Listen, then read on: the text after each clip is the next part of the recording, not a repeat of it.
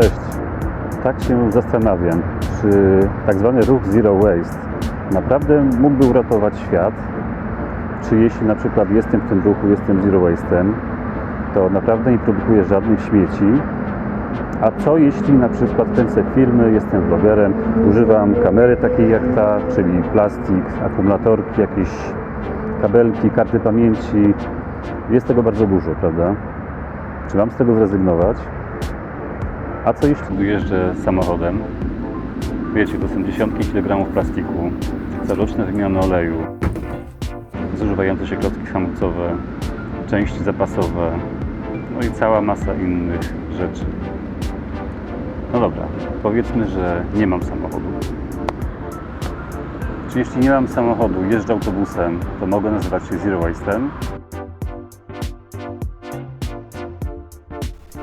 Tutaj sytuacja jest analogiczna jak przy samochodzie i nie ma znaczenia, że to nie jest nasz autobus, w końcu nie jeżdżą nim kosmici, prawda, tylko my.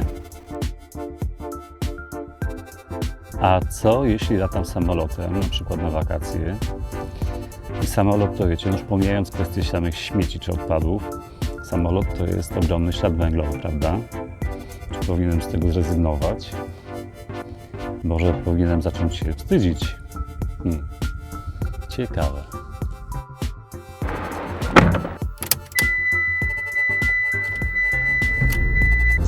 Wszystkie środki transportu, niezależnie czy jest to samochód, samolot czy elektryczna hulajnoga, generują śmieci. I nieważne, czy jesteśmy właścicielami danego pojazdu, czy tylko pożyczamy, jesteśmy współodpowiedzialni. Generalnie cała technologia jest źródłem śmieci.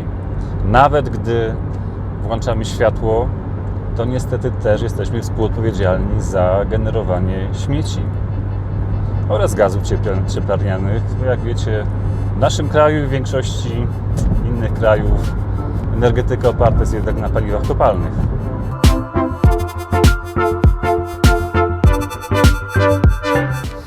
Wiecie, co mnie tak naprawdę wkurza? To.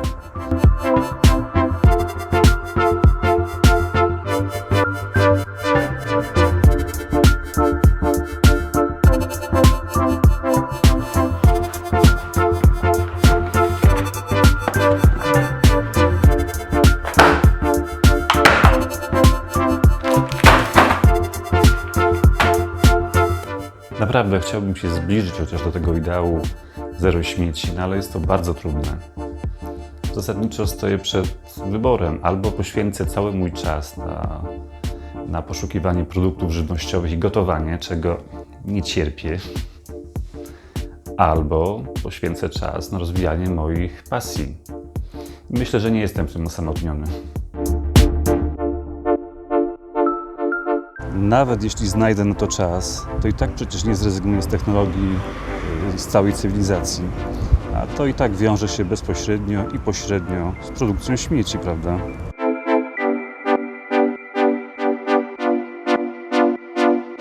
Skoro nie da się już uniknąć ich wytwarzania, to należałoby przynajmniej zadbać o ich powtórne wykorzystanie, czyli recykling. Tymczasem w Unii Europejskiej tylko 1/3 wytwarzanych śmieci zostaje poddana recyklingowi i jest odzyskiwana. Pozostałe lądują gdzieś na składowiskach albo w spalarniach śmieci. Jest to zrozumiałe, to w sumie ludzie przymuszeni do segregacji i jeszcze do płacenia za tę czynność nie robią tego zbyt chętnie. A tymczasem organizacje ekologiczne i różne oddolne ruchy typu Zero Waste sugerują nam, że to my, konsumenci, jesteśmy odpowiedzialni za produkcję śmieci. Tymczasem to nie do końca prawda. Zauważcie, że jeszcze 30-40 lat temu na rynku nie było tylu towarów i tyle plastiku, prawda? I co? Ktoś z tego powodu był nieszczęśliwy? Raczej nie. Ten cały boom na kupowanie, cały konsumpcjonizm jest napędzany przez marketingowców. Weźmy taką Coca-Colę.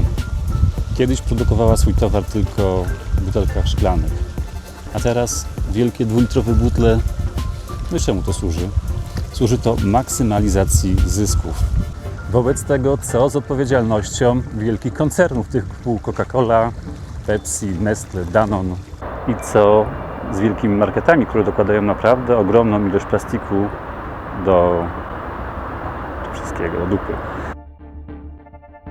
To te podmioty odnoszą największe korzyści z produkcji plastiku i to one mają największe środki na badania nad nowymi tworzywami, nowymi opakowaniami i na wdrażanie różnorakich rozwiązań ekologicznych, prawda? Tymczasem wcale się do tego nie garną. Wobec tego należy zmusić je rozwiązaniami systemowymi.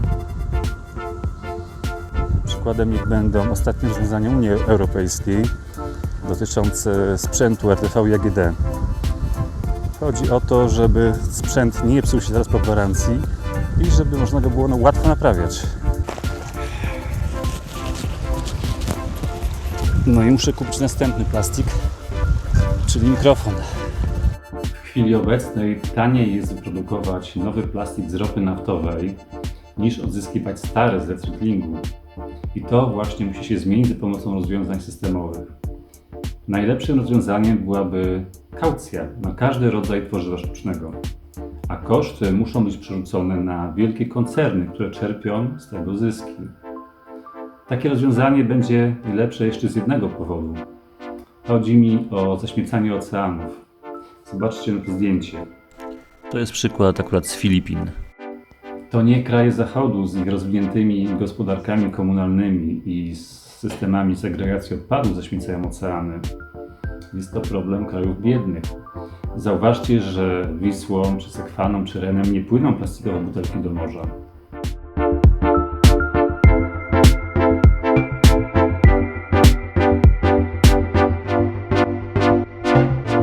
To jest Przemsza. Dawniej jedna z najbardziej zanieczyszczonych rzek w Polsce, a dzisiaj pływają w niej ryby i niektóre miasta otwierają kąpieliska.